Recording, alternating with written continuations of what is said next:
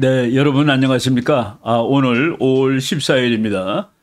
제가 간만에 우리 그 촬영하는 대한연대 촬영실에 와서 촬영하게 되었습니다. 그동안 뭐 바쁜 일도 많고 그래가지고 여러분들이 분위기가 오늘 바뀌었다고 생각하실 것 같아요. 바로 지난주 일이죠. 인도하고 파키스탄이 아주 짧은 그렇지만 아주 격렬한 그 전쟁을 치렀습니다. 사람 죽은 숫자로 치면 전쟁이라고까지 말하기에는 아직 뭐 규모가 크지 않았지만은 그 파장이라든가 전략적 의미가 대단히 큰 그 사건이라고 생각해서 제가 오늘 인도 파키스탄 전쟁이라는 제목을 붙였습니다. 그리고 거기에 그 여러 가지 논점들이 많은데 그 왈가왈부가 많습니다. 맞는 얘기도 있고 틀리는 얘기도 있고 심지어는 허황된 얘기들도 있습니다. 그래서 제가 그것을 그 전략 전술적 논점들을 한번 정리해 드려야 되겠다는 생각이 들었습니다. 그래서 오늘 강의 제목을 인도 파키스탄 전쟁 그리고 그 전략 및 전술적 논점들이라고 이렇게 말씀을 드리겠습니다. 뭐 인도 파키스탄 전쟁은 지금 78년째 싸우고 있는 전쟁입니다. 뭐 매일 싸운 것은 아니지만은 간헐적으로 싸우다가 쉬다가 하면서 언제까지 싸울 거냐? 앞으로 한참 더 싸울 거다라고 저는 뭐 확신하고 있습니다. 왜 그러냐 하면은 이 전쟁은 인도와 파키스탄 전쟁은 전쟁의 가장 중요한 원인 두 가지가 합쳐져 있는 그런 전쟁입니다. 가장 중요한 원인은 영토입니다. 그리고 그 다음에 중요한 원인은 종족이라든가 종교입니다. 그런데 인도와 파키스탄 전쟁은 영토와 종교 이 두 가지가 그냥 뭐 짬뽕돼 있는 것이죠. 섞여 있는 거기 때문에 웬만해서는 해결이 안 되는 그런 전쟁입니다. 그래갖고 역사를 보면은 뭐 전쟁이 수없이도 많았는데 캐시미르라는 여러분 지도에 캐시미르라는 그 영토가 있는데 저 땅 넓이가 대단히 넓습니다. 22만 2,236이라니까 남북한만큼 넓은 땅이에요. 남북한만큼 넓은 땅이 영토 분쟁 중에 있습니다. 인도는 세계에서 인구가 제일 많은 나라죠. 14억 3,800만입니다. 그리고 인도의 GDP는 2024년 기준으로 세계 5위에 올랐습니다. 가난한 나라지만은 인구가 14억이다 보니까 GDP 규모 세계 5위입니다. 파키스탄도 결코 작은 나라가 아닙니다. 인구가 2억이 넘습니다. 인구가 2억 2,500만이 넘고 그리고 땅 넓이도 뭐 대한민국의 4배, 남북한의 4배쯤 되는 나라죠. GDP는 근데 형편없습니다. 세계 44등. 하여간 이 인도하고 파키스탄 이 큰 나라가 전쟁을 일으키고 있고 그리고 핵무기까지 가지고 있는 나라다. 제가 그 국제 분쟁을 공부하는 사람들이 뭐 필수적으로 보유하고 있는 자료 중에 하나입니다. Handbook of International Rivalries. 국제 라이벌 관계만 알면 됩니다. 무슨 얘기냐면은 우리나라가 멕시코랑 전쟁할 가능성은 없습니다. 우리나라가 태국하고 전쟁할 가능성도 없어요. 왜냐하면은 우리나라와 태국 혹은 멕시코는 라이벌이 아니니까. 라이벌끼리만 분석을 하면은 세계 어느 나라가 전쟁할 가능성이 높다는 걸 다 알 수 있는 그에 관한 자료집입니다.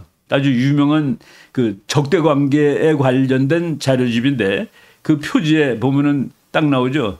파키스탄하고 인도가 나옵니다. 그래서 파키스탄과 인도는 그렇게 라이벌 중에서도 정말 세계적인 라이벌이다. 그리고 미국, 중국, 미국, 소련은 라이벌 관계가 때로는 변합니다. 그런데 파키스탄, 인도는 아마도 변하지 않지 않겠느냐는 그런 생각이 들 정도입니다. 네, 1947년에 영국으로부터 독립할 때 커다란 그 무굴이었죠. 무굴 제국이 종교가 달라가지고 그래서 분리 독립되면서 그래서 거기서 이제 영토 문제도 생기고 인종 문제 생기고 종교 문제 생겨가지고 여기까지 오고 있는 겁니다. 그리고 더군다나 캐시미르에서 영토 분쟁이 있고 그리고 또 파키스탄은 그 이슬람 테러리즘의 지원을 받아가지고 인도를 그렇게 테러를 많이 합니다. 그래서 테러리즘도 이제 그 두 나라 사이에 싸움의 그 중요한 원인이 됩니다. 1971년에 옛날에는 그 동파키스탄이라고 인도의 동쪽에 파키스탄이 하나 더 있었는데 그 동파키스탄이 벵글라데시라는 나라로 이제 독립을 했죠. 그때 한 전쟁 빼놓고는 대부분 영토와 종교 때문에 싸운 전쟁이었다. 그 영토와 전쟁은 가장 중요한 전쟁의 원인이다. 바로 이렇게 보시면 이 두 분쟁이 얼마나 힘든지 알 수 있을 겁니다.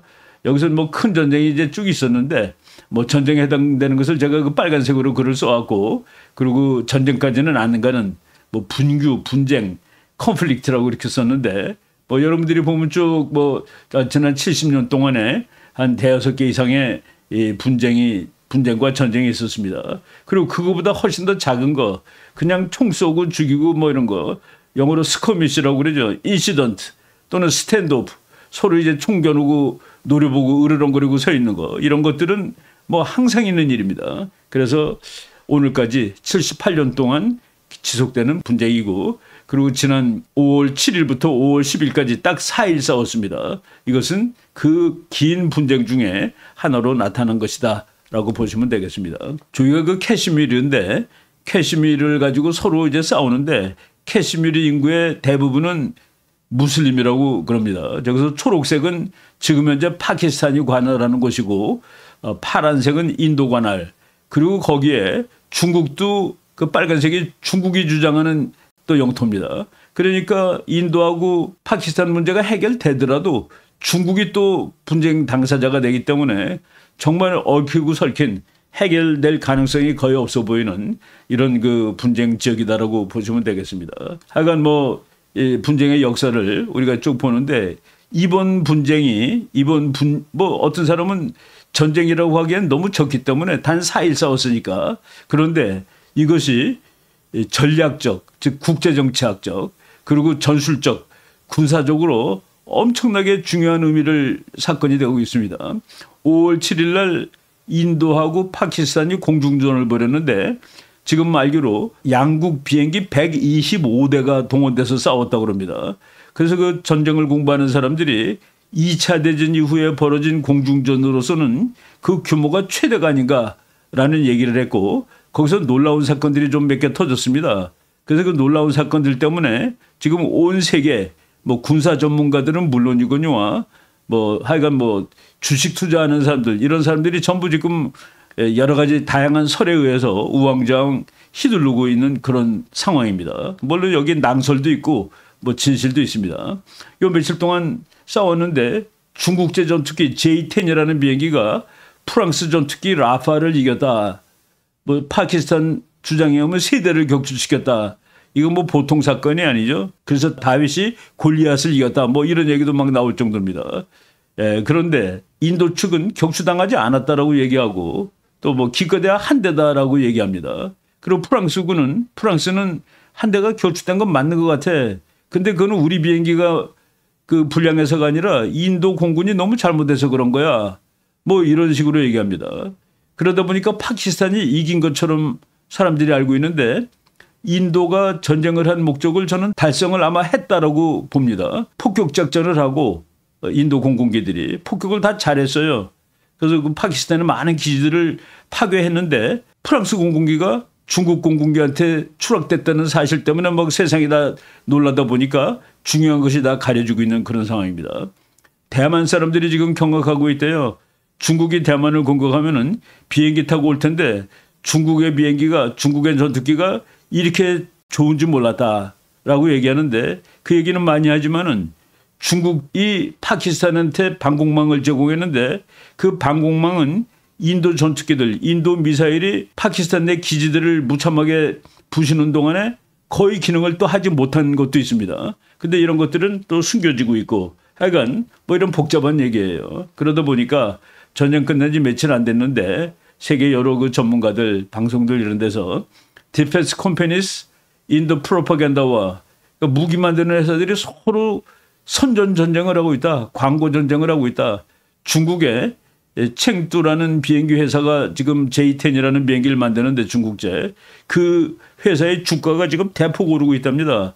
그 비행기가 얼마나 잘 싸운지 모르는데 역사상 딱 한 번 싸운 겁니다. 역사상 처음으로 전투를 했고 처음으로 프랑스 공군기를 격추시켰는데 그거 하나 가지고서 회사 주가가 오르는 거 보면은 그 주식하는 사람들도 이렇게 그 깊게 생각을 하고 일을 하는 것 같지는 않다는 생각이 들었습니다. 인도가 전쟁을 했는데 이 작전 이름이 오퍼레이션 신두루라는 작전입니다. 신두루는 뭘까? 신두루는 그 여러분 그 사진 보시는데 그 인도 여자들 그 눈썹하고 이마고 사이에 빨간 거 칠하고 다니죠. 저거를 신두르라고 합니다. 저 빨간색을 칠하는데 저 빨간색은 뭐를 의미하냐면은 이제 결혼했다는 남편이 있다는 사실을 의미한답니다. 그래서 그 남편이 결혼하지 않았으면은 저 빨간 점을 안 찍고 다니고 또 결혼했는데 남편이 뭐 일찍 죽었거나 그랬을 때도 저 빨간 표시를 지운대요. 그래서 빨간 표시가 그 결혼한 여자라, 그러니까 남편이 있는 여자라는 그런 상징인데 이번 작전 이름이 바로 신두르 작전입니다. 그것은 왜 그렇게 됐을까? 네, 4월 22일 그러니까 지금부터만 한 달 채 안 됐죠. 캐시미르 중에서 인도가 관할하는 그 거기에 아주 그 경치 좋은 마을이 있는데 파할감이라는 마을이 있습니다. 그 파할감이라는 마을이 뭐 관광지다 보니까 관광객들이 많이 가는데 그 관광객들의 대부분이 인도의 신혼부부였답니다. 근데 그 신혼부부들이 갔는데 거기서 파키스탄의 게릴라들이 와가지고 그 신혼부부들 중에서 남자들만 골라주겠다는 거예요. 남자들만 골라주기는데 그 사람들이 종교가 뭔지를 확인을 했답니다. 그래서 그 코란에 일부 귀조를 암송해 보라고 그러고 암송하지 못하는 사람들을 다 죽인 거예요. 남자만. 그래서 남자만 죽이는데 지금 거기 뭐 당나귀 타고 안내하던 사람까지 해서 남자 26명을 골라서 죽였다라고 돼 있습니다. 저기 그 신부가 통곡하는 장면이 나오죠. 옆에 있는 거는 자기 남편 죽어서 이제 쓰러져 있는데 그 이제 흑백 사진입니다. 저 침통해하는 바로 하마스처럼 어택 공격을 했다. 그 파할감이라는 마을에서 인도가 저거 가만히 있을 수 있겠습니까? 인도는 뭐 비교적 좀 이렇게 점잖은 나라죠. 쌈하고 그렇고 국제사회에서 가장 그 선량한 나라로 또 인정받는 것이 인도인데 인도 당국이 무지하게 화가 난 것 같습니다. 그래서 보복 작전을 신두르 작전이라고 하고 그리고 파키스탄 영내를 미사일 또는 전투기로 폭격을 이제 막 하는 거죠. 이 테러를 한 사람이 5명 정도라고 그러는데 아직 아무도 잡지는 못했습니다. 이 5명이 Resistance Front, 뭐 프런트라는 건 전선이죠. 그러니까 저항 전선 뭐 이런 그런 뜻이 되겠는데 지금 인도가 폭격을 하고 그 사람들 폭격하고 저 사람들 거처를 근데 보니까 알카에다랑 연결된 그런 것이다라는 내용이 인도 방송들에서는 이렇게 나오고 있는 이런 상황입니다. 인도 파키스탄은 둘 다 군사력이 만만치 않은 나라입니다. 군사력이 만만치 않은 나라고 군인 숫자도 엄청나게 많은 나라입니다. 그래서 지금 여러분들이 뭐 이렇게 나온 그림을 보는데 주로 파키스탄은 무기가 중국제 무기입니다. 80% 이상이 중국 무기고 인도는 보면은 인도제 무기가 있고 프랑스제 무기가 있고 러시아제 무기가 있습니다. 인도가 미국하고 친해진 것이 그렇게 오래지 않기 때문에 인도는 미국 무기는 거의 갖지 않고 있는데 이번 그 공중전에서 뭐가 중요하냐면은 중국의 전투기들 그리고 중국이 만든 방공 시스템, 미사일 이런 것들이 과연 그 서방 측 무기랑 싸웠을 때 어느 정도 위력을 발휘하느냐 이것이 테스트된 그런 사례라고 이렇게 널리 알려져 있습니다. 인도군이 500만이 넘어요. 그러니까 대단한 나라죠. 인구도 물론 많지만은 파키스탄도 170만이 넘는 군대를 가지고 있고 전투기도 2229대, 1399대. 그러니까 뭐 군사 대국입니다. 탱크가 3151대, 1839대 등등 해가지고 어디 갖다 놔도 꿀리지 않는 그런 강대국들끼리 전쟁을 벌였다. 이번에 미국이 급히 중재에 나섰는데 미국 생각으로는 이걸 잘못하다가는 뭐 핵 무기 있는 나라들끼리 싸우다가 핵전쟁 되는 거 아니야 하는 그런 생각도 있었다고 이제 말을 합니다. 예, 이 두 나라가 얼마나 서로 싸우냐면은 둘이 뭐 핵을 가지고서도 싸울 수 있는 나라일 정도로 그래서 그 인도는 1974년에 처음을 핵을 개발했죠.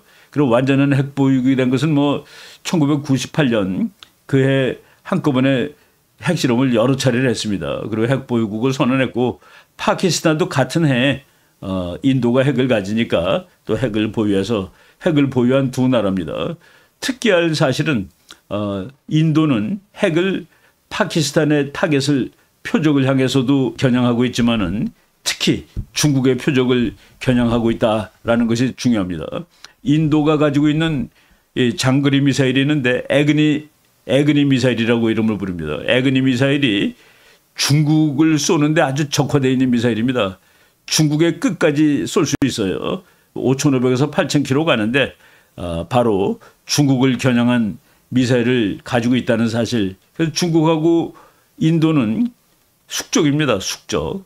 인도 파키스탄보다는 덜 숙적이겠지만은 길이가 몇천 킬로 국경을 같이 하고 있다는 것은 그 두 나라가 친할 수 없는 그런 지정학적 요인이 되죠. 바로 중국이 이번 저는 여기서 그 전략적 해석을 하라 그러면은 중국이 인도가 무럭무럭 크는 것을 억제하기 위해서 파키스탄을 사용해서 작은 전쟁을 일으킨 것이다 라고 말씀을 드릴 수가 있을 것 같아요.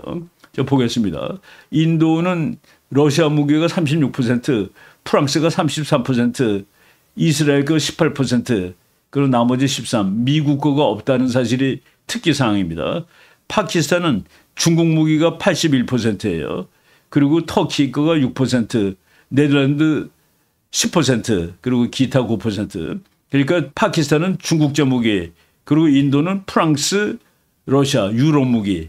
여기서 미국이 빠져 있다는 사실, 이것이 그 재미있는 사항이고 앞으로 이제 세계가 어떻게 전개될 거냐고 얘기할 때 인도는 확실하게 미국 편으로 붙을 것이다라고 예측할 수 있게 하는 부분입니다.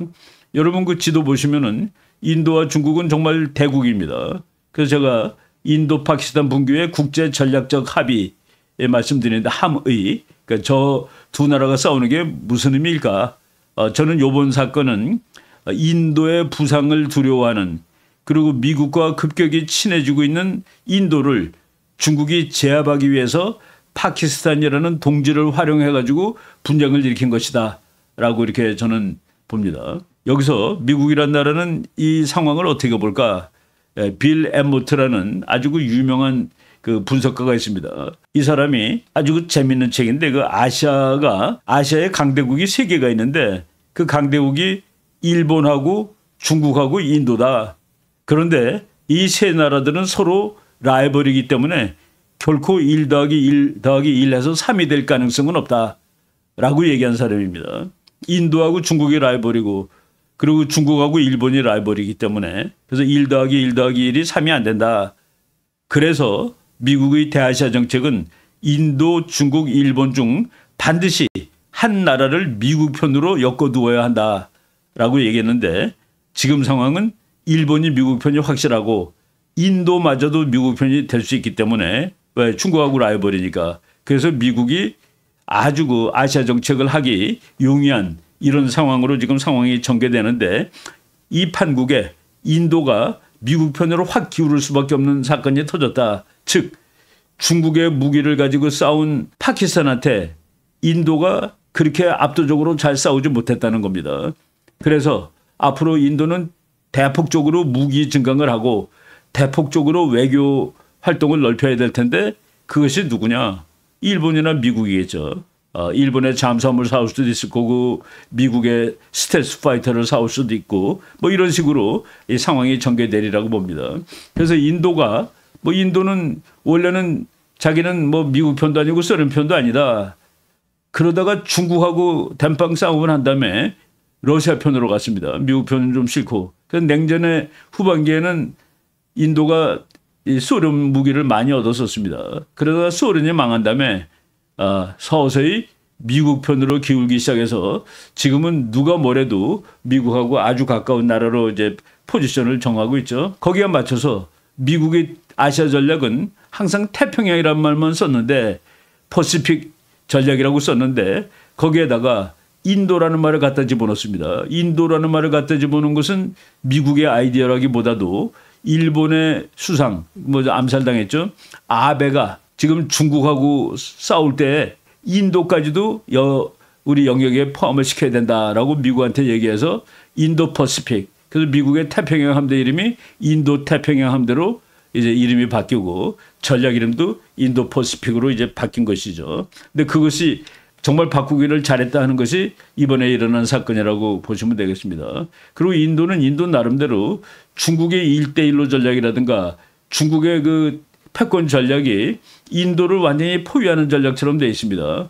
인도 나름대로, 인도는 저쪽 오만이라든가 이란이라든가 몽고라든가 인도, 일본, 그리고 베트남, 그리고 말레이시아 뭐 이런 나라들하고 관계를 형성함으로써 거꾸로 중국을 거꾸로 또 이렇게 둘러싸는, 그러니까 중국이 포유 전략을 역으로 포유하는 이런 전략을 쓰고 있는데, 이번 파키스탄 전쟁도 그런 맥락에서 분석이 되겠다라고 보시면 됩니다. 네. 2010년 얘기인데, 제가 그 이코노미스트를 요새는 안 봅니다만은 한 10여 년 동안 저 잡지를 꾸준히 봤습니다. 2010년 8월 달에 콘테스트 오브 더 센츄리, 21세기의 대결은 중국과 인도의 대결이다라고 나온 거예요. 깜짝 놀랐습니다. 우리는 미국과 중국이 싸우는 거 아니겠느냐. 저걸 보면은 미국은 뭐 심판 비슷하게 이제 위에 있고, 그리고 실제로 인도와 중국이 싸움을 할 거다. 아주 재미있는 분석이라고 생각을 했습니다. 저거 나오고서 2달도 채 안 됐어요. 10월 2일자 또 특집에서는 How India's growth will outpace China's.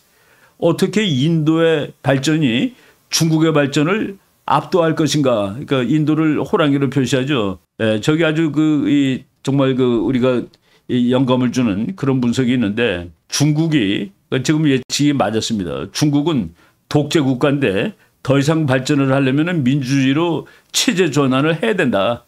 근데 그 체제 전환이 쉽지 않기 때문에 중국이 어느 이상 발전하게 되면 아주 어려운 위치에 도달할 것이다.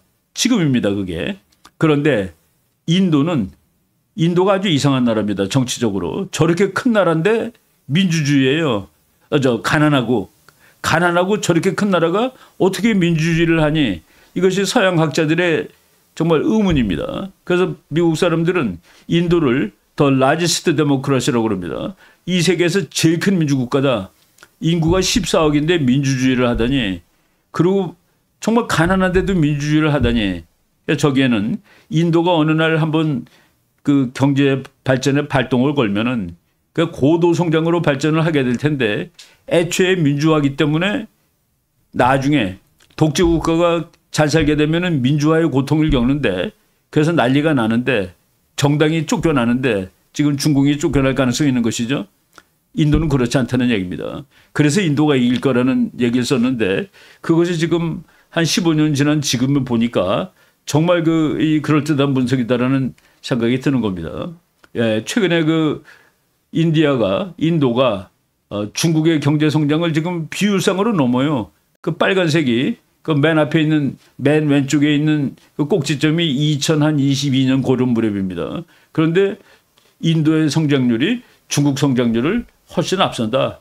그리고 인도에는 인구도 많고 일할 사람도 많고 노동력도 싸고, 중국이 15년, 20년 전에 하던 그 똑같은 현상을 지금 인도가 차지하고 있다는 그 얘기입니다. 더군다나 인도는 서방 자유진영 국가들한테 그 일원으로 인정받고 있습니다. 지금 자유진영의 동맹 중에서 아주 큰 동맹 중 하나가 쿼드인데, 쿼드는 넷이라는 뜻이죠. 넷.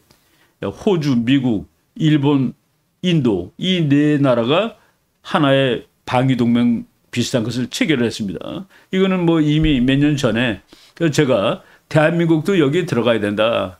그래서 그 쿼드 대신에 5 펜타라든가 이런 말로 해가지고 당당히 자유진영의 일국으로 들어가야 된다라고 주장했던 그런 상황입니다. 그다음에 제가 지금 전략적인 측면을 얘기했습니다. 그런데 지금 전략적 측면에 대해서는 분석들 안 해요. 학자들이거나 신문에서.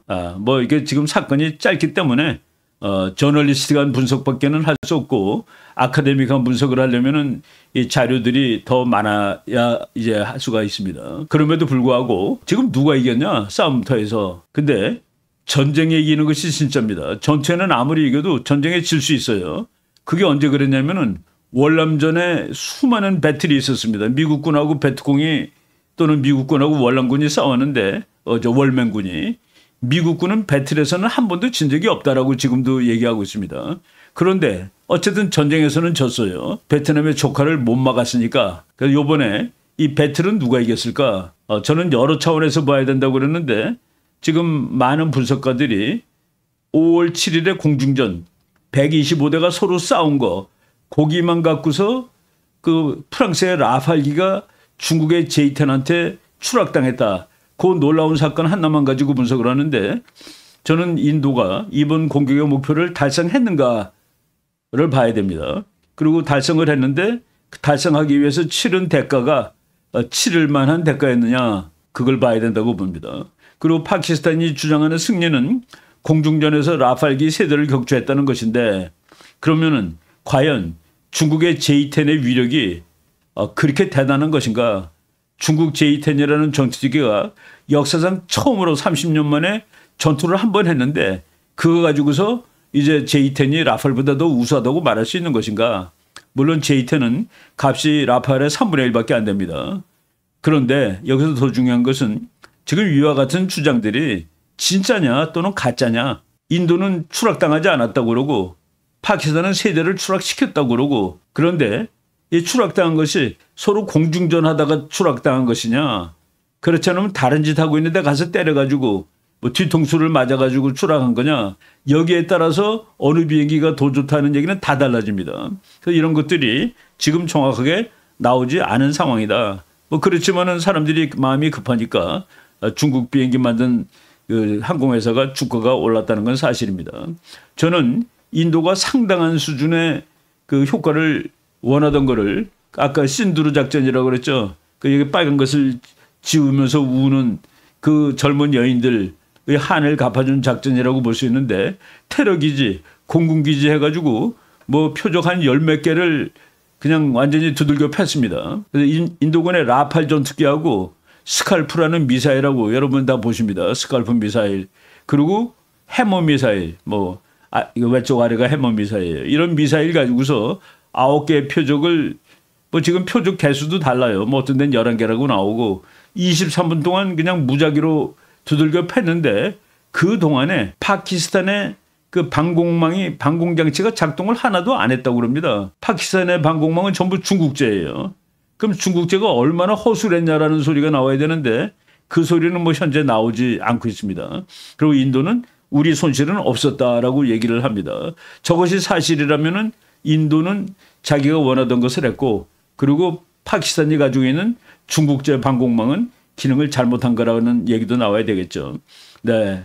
그래서 인도가 파키스탄의 방공망을 무력화시켰다. 11개 공군기지. 그래서 공군의 인프라를 20%나 파괴했다. 파키스탄 전투기도 다수를 파괴했다. 몇 대라고는 안 나옵니다. 그리고 파키스탄의 9개의 테러 거점을 파괴했다. 중국제 방공 시스템 홍치 HQ-9P 시스템을 파괴했다. 여러분들이 보는 그 방공망 미사일 사진입니다. 중국제인데 저거를 무력화시켰다라고 지금 파키스탄이 얘기하는 겁니다. 그리고 파키스탄의 그 뭐 비행 편대장쯤 되는 사람 같아요. 우스만 야수프라는 사람을 저 사람은 공중전 하다가 죽은 게 아니라 인도가 미사일 공격하는데 그 공군 기지 내에서 이렇게 인명피해를 당한 그런 사람으로 나옵니다. 근데 저런 얘기들은 우리나라 그 주요 언론에는 거의 안 나오는 얘기죠. 양쪽을 다 봐야 된다는 겁니다. 그 타임스 오브 인디아라는 신문에서 이제 자기네들이 이겼다는 식으로 쓴 거예요. 제가 전황 보도는 언제라도 편파적입니다. 전부 다 자기가 이겨요. 다 자기가 이기는데 나중에 시간이 지난 다음에 그 결과를 우리가 한번 냉혹하게 살펴봐야지 정확한 그림을 알 수 있다. 파키스탄 공군은 압도적으로 중국 공군이라고 얘기하면 되겠습니다. 인도 공군은 러시아자하고 프랑스자가 섞여 있다. 그런데 이번에 하늘에서 파키스탄이 지지 않은 것 같아요. 그래서 지금 막 그 군사 전문가라기보다도 군사에 흥미를 가진 이런 그 아마추어 뭐 밀리터리 매니아 이런 사람들이 뭐 그냥 여기저기서 얘기들을 떠들고 있습니다. 125대가 전투를 했는데 독파이트는 이렇게 서로 눈으로 보고 싸우는 겁니다.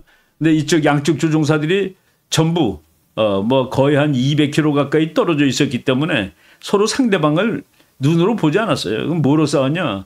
요 레이더망에 나타난 거 가지고 이렇게 뭐 게임한 겁니다. 그런데 중국의 미사일이 몇백 킬로 밖에 있는 저 인도의 프랑스 전투기를 맞힌 거냐? 지금 그 문제가 이제 놀라운 겁니다. 그래서 지금 몇 대라는 것도 정확하진 않은데 아무튼 125대라는 말이 여기저기서 나오고 있습니다. 또 파키스탄 주장에 의하면은 114대가 싸웠다. 인도 전투기 72대, 파키스탄 전투기 42대 해가지고 뭐 어떤 것이 맞는지 모르죠. 그런데 아무튼 이번 그 인도 파키스탄 공중전이 역사상 너무나도 중요한 그러니까 one of the largest dogfight in recent history 근세 역사에서 최대의 공중전이었다. 군사 연구하는 사람이 이번 전쟁 가지고서 수많은 이 전술 전략을 뭐 연구할 수 있을 것 같습니다. 이 교정 결과를 놓고 양국의 주장이 극명히 갈렸다. 파키스탄은 자기가 이겼다고 그러고 인도는 또 자기가 이겼다고 그러고. 근데 여기서 가장 놀라운 사실은 인도가 아주 돈 많이 주고 사온 겁니다. 프랑스제 라팔 전투기가 중국제. 그냥 남들이 전부 다 웃었어요. 뭐 그렇게 형편없는 비행기 가지고 싸우냐 그랬는데 그 비행기에 미사일은 맞았다라는 사실이 충격으로 보도되고 있습니다. 라팔 비행기입니다. 라팔 비행기가 저게 우리나라도 저거 살 뻔했어요. 한국 공군이 라팔을 사야 되느냐 F-15를 사야 되느냐 가지고 논쟁 벌였는데 그때 저도 논쟁에 꼈던 학자입니다. 나는 당연히 미국 F-15를 사야 된다라고 이제 얘기를 했었죠. 근데 이 라팔기가 뭐 전투 경험이 별로 없는 비행기인데 이번에 정말 모욕을 당했습니다. 프랑스는 인도를 또 오히려 공격을 했습니다. 야, 이 비행기가 나쁜 게 아니야. 너네들이 잘못해서 그런 것이지. 여기서 무슨 논리가 나옵니까? 비행기 성능이 비슷할 때 훌륭한 조종사가 탄 비행기가 이긴다가 이 공중전의 교훈입니다. 한때 이스라엘이 미국 전투기 가지고 이스라엘이 싸웠는데 소련 전투기를 85대를 격추하면서 자기는 한 대도 안 떨어졌어요. 그러니까 미국이 그랬습니다. 봐라, 미국 전투기가 이렇게 좋다는 소리야. 그랬더니 이스라엘 공군 조종사들이 우리가 소련 비행기를 조종했어도 우리가 이긴다라고 얘기를 했습니다. 시리아가 미국 걸 조종하고, 그러니까 조종사의 기량이 얼마나 중요하냐를 얘기하는 것이죠. 아무튼 J-10이라는 비행기가 성공적인 실전 테스트를 했다고 지금 뭐 중국도 난리가 나고 중국 네티즌들이 뭐 그냥 아주 국뽕에 젖어 있습니다. 야, 중국이 프랑스 전투기를 이겼다. 뭐 난리가 나고 있는데, 뭐 지금 학자들이 서서히 분석을 하는데, 지금 많은 분석가들은 그 결론이 일치합니다. 물론 중국이 군사기술이 현대화됐다는 것은 증명한 것이 사실이다. 그렇지만은 이 단 하나의 사건을 보고 중국의 비행기가 프랑스의 비행기를 이길 수 있다는 것, 이것은 말이 안 된다. 이겼다고 단정할 수 없다. 그리고 이제 공중전은 눈으로 보고 하는 그걸 독파이트라고 합니다. 개싸움이라고 그러죠. 눈으로 보고 할 때는 속도 빠른 비행기가 유리한 게 아니라 회전 각도가 작은 비행기가 유리합니다. 그래서 남의 비행기에 꼬리에 붙을 수 있는 비행기가 유리한데 지금 뭐 수백 킬로 밖에서 상대방 전투기 보지 않고 레이더로 쏘는 거기 때문에 이제는 과학기술이 좋은 그런 장치를 가진 비행기가 유리한 것이죠. 중국이 등소평 때부터 개발을 했는데 지금 이제 몇십 년 만에 한 30년 만에 처음으로 중국제 비행기가 이제 실전에 참전을 했고 그리고 놀랍게도 항공 역사에서 알아주는 프랑스를 격파했다는 사실이 뭐 중국이나 전 세계를 지금 흥분하게 만드는 그런 사건이라고 보시면 되겠습니다. 파키스탄은 세 대를 격추 주장했다고 그러는데 인도는 아니라고 또 얘기하고 근데 뭐 한 대 또는 두 대가 격추된 것은 사실이다라고 미국, 프랑스가 확인을 한 그런 상태입니다. 너무 거짓말이 많죠. 인도 라팔 전투기를 격추했다 뭐 이런 주장들이 여기저기 막 나오는데 그래서 그 소식이 전해지니까 중국의 항공우주 방산 테마주가 급등을 하였다. 그러니까 뭐 시민들은 또 다른 데 관심이 많죠. 그래서 우리나라 신문에 이렇게 나와요. 다윗이 골리앗을 이겼다. 한국 전투기를 도입 검토하던 이집트가 우리나라도 최근에 비행기 만들었죠. KF-21. 그거를 중국 거로 바꾸는 거 아니냐. 그리고 라팔을 격추한 중국산 전투기가 서방산보다 낫다. 그렇지만 판단은 이르다. 뭐 이런 식으로 뭐 그냥 말고알고 논쟁이 벌어지고 있습니다. 사실은 중국 비행기가 중국의 비행기뿐만 아니라 모든 무기가 깡통 취급받았습니다. 두 대이 썩. 이게 썩이라는 건 뭐 저거 완전히 썩은 거야. 형편없는 거야. 뭐 그런 뜻인데 안 팔렸어요. 그런데 앞으로 이제 잘 팔릴 가능성이 생겼다라고 얘기하는데 저는 그것도 너무 성급한 분석이라는 생각이 듭니다. 보세요. 이 세계에서 무기 제일 많이 파는 나라는 미국입니다. 세계 무기 판매량의 41.7, 프랑스가 많이 팔아요. 10.9, 러시아가 10.5, 중국이 5.8%였는데 이번 사건을 계기로 올라갈까?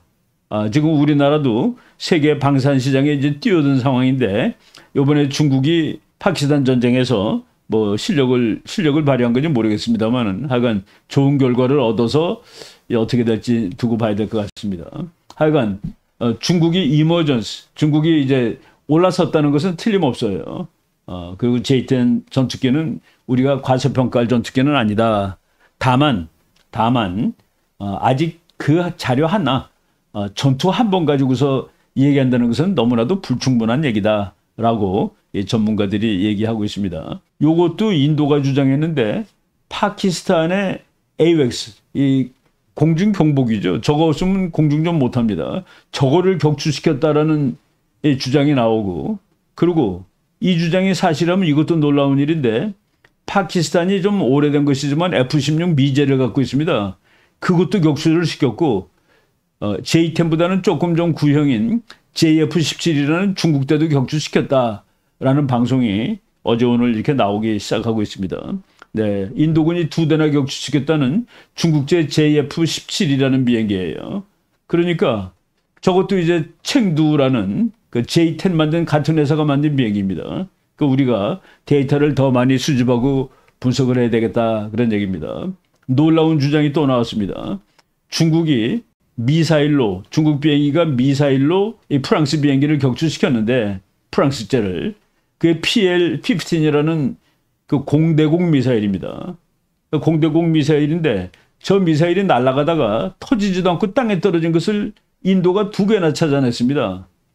저거를 만약 인도가 분석을 하면은 저것을 막을 수 있는 그 시스템을 만들 수가 있어요.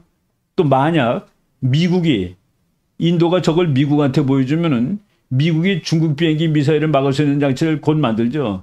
악몽입니다. 악몽. 저것도 우리가 잘 고려해 봐야 될. 그러니까 중국 비행기가 성공한 거냐. 그렇다면 날아간 미사일이 가서 맞춰서 터진 것이 아니라 저렇게 터지지 않은 채로 땅바닥에 2개나 떨어졌다는 게 말이 되느냐. 이게 성공이냐. 이게 J-10의 위력이냐. 다시 봐야 된다는 그런 얘기죠. 뭐 그런 자료들 제가 뭐 쭉 이렇게 많이 지금 막 나오고 있습니다. 그러니까 이 미사일은 기술적 결함이 있고 아직 완전히 성숙한 무기가 아님을 시사한 것이다. 그래서 아직 중국이 라파를 이겼다라고 얘기하기에는 좀 곤란하다 그런 얘기죠. 뭐니 해도 세계 최고의 비행기는 저 왼쪽에 있는 F-22 랩터라는 미국 비행기입니다. 저거는 말이죠. 자기보다 바로 밑에 급, 저게 제일 좋은데 저거보다 바로 밑에 급 144대하고 모의 전투를 해서 다 이겼습니다. 144대 0으로 이겼는데 저거는 미국이 누구한테도 팔질 않았죠. 근데 저것도 이제 벌써 한 몇십 년 됐기 때문에 F-47이라는 오른쪽에 있는 비행기입니다. 저거를 이제 개발을 완료해가지고 뭐 지금 47은 트럼프 대통령이 47이라는 것을 기념하기 위해서 이름을 그렇게 붙여줬다고 그러더라고요. 제가 지금 뭐 약간 그 어느 무기가 좋고 어느 비행기가 좋느냐는 얘기가 나온 바람에 뭐 한두 가지 그 무기를 판단하는 기준을 말씀드리겠습니다. 저기 위에 있는 비행기가 F-15 이글이라는 비행기인데 그거하고 라파라고 둘 중에 한국 공군이 뭐를 사야 되느냐라고 이제 논쟁을 벌였을 때 그때 저는 F-15를 당연히 사와야 된다고 그랬습니다. 그 이유는 F-15는 싸워본 비행기다. 라파는 검증이 한 번도 되지 않았다, 전투에서. 그러니까 싸워본 비행기를 사와야 되지. 쟤는 F-15는 단 한 번도 진 적이 없습니다. 저건 전승이에요, 지금까지. 100번을 이상 싸웠는데 단 한 번도 지지 않았습니다. 그리고 앞으로 전쟁이 나거나 그럴 때 우리는 동맹국인 미국과 함께 전쟁을 할 텐데 그때 미국 비행기를 타고 싸우는 게 좋습니까? 프랑스 비행기를 타고 싸우는 게 좋습니까? 부속품 조달한다든가 뭐 연합연습을 같이 한다든가 이런 등등을 따졌을 때 우리가 F-15를 사오는 게 더 좋다라고 얘기했죠. 그 재원들이 비슷합니다. 속도도 비슷하고 뭐 다 비슷비슷해요. 그럴 때에는 조종사가 더 좋은 비행기가 승리합니다. 우리가 그때 그 논쟁에서 우리가 이제 F-15를 사야 된다고 그러고 대한민국 공군은 갖고 있는 비행기입니다. F-15. 그리고 놀라운 거는 여러분 프로펠러 비행기가 제트기를 격추시키는 그런 얘기 들어봤습니까? 2차 대전 끝 무렵에 독일이 여러분 보면은 메셔스미트 260이라는 제트기를 만들었어요. 근데 저 제트기를 미군이 갖고 있던 머스탱이라는 P-51이라는 프로펠러 비행기가 가서 여러 대를 격추시켰는데 언제 격추시킨 건지 아십니까? 공중전에서는 상대가 안 되죠. 속도고 뭐고. 그런데 저 비행기들이 이제 착륙할 때 뒤따라가서 그 위에서 쏴버린 겁니다. 앉아있는 비행기는 아무리 좋아도 후진 떠있는 비행기한테 지는 것이죠.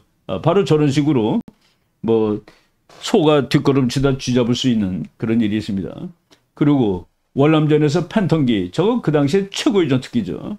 그런데 미그 정말 형편없는 6.25 직후에 나온 미그 17이라는 거하고 팬텀기하고 비율을 보니까 4대1입니다. 4대1. 팬텀기 때는 미사일로 싸움을 했기 때문에 첫 번째 팬텀기는 기관총도 안 달았어요. 기관총도 안 달고 가서 보니까 소련 비행기들 월맹이 쓰던 후지지만 기관총단 비행기한테 맞아서 떨어집니다. 그래서 팬텀기에 나중에 기관총을 나중에 달았죠. 그래서 아무리 좋은 비행기라도 쓰는 용도 이런 것에 따라 다르다는 얘기입니다. 그리고 또 이거는 뭐 벌써 몇 세대가 지난 3세대, 4세대 그 비행기인데 F-14라고 톰 크루즈 그 친구가 나온 영화 있죠. 아주 그 유명한 영화입니다. 거기에 그 나오는 톰 캣이라는 미국 공군 전투기인데 저 비행기가 그 당시 세계에서 제일 비쌌습니다. 그리고 그 오른쪽에 있는 비행기는 우리가 갖고 있는 자유의 투사 F5라는 비행기입니다. 저거 미국 건데 가격이 쟤는 400만 달러입니다. 근데 F-14는 싼 것이 2,600만 불, 좋은 것이 3,500만 불이에요. 그 성능에 따라서.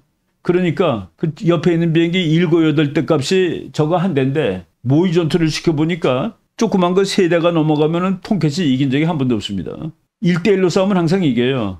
2대1이 되면 반반이고 3대1이 됐을 때는 항상 F5, 자유의 투사가 이겼다. 그럼 돈으로 치면 어떻게 되는 겁니까? 그래서 어느 비행기가 더 좋다를 계산할 때 여러 가지 변수가 있다는 사실을 알아야 됩니다. 전략적으로 지금 인도는 미국한테 붙는다고 그랬죠. 오늘 제가 이제 강의 시작하기 전에 잠깐 뭐 글 하나 보니까 인도가 앞으로 스텔스 비행기를 사는데 미국제 F-35를 고려한다라는 말이 있는데 아마 미국은 흔쾌한 기쁜 마음으로 팔 겁니다. 그러면은 중국을 밑에서 확실하게 견제해 줄 거고, 그리고 이번에 트럼프 대통령이 되자마자 미국을 가장 빨리 방문한 그 국가원수 중 하나인데 2월 13일 날 그 만나가지고 전략적으로 협력하고 경제적으로 협력하고 뭐 한마디로 중국을 견제하는데 협력하자고 했다. 이번 사건이 너무나 시간 짧은 사건이고 그리고 팩트가 사실들이 아직 정확히 나오지 않았기 때문에 우리가 이제 학문적인 분석을 하고 더 권위 있는 분석을 하려면 뭐 시간이 걸릴 겁니다만은 지금 그냥 뭐 뜬금없는 얘기들이 너무 많은 것 같아가지고 제가 한번 제 나름대로 정리를 해보는 시간을 가졌습니다. 네, 오늘 여기까지 하겠습니다. 여러분 감사합니다.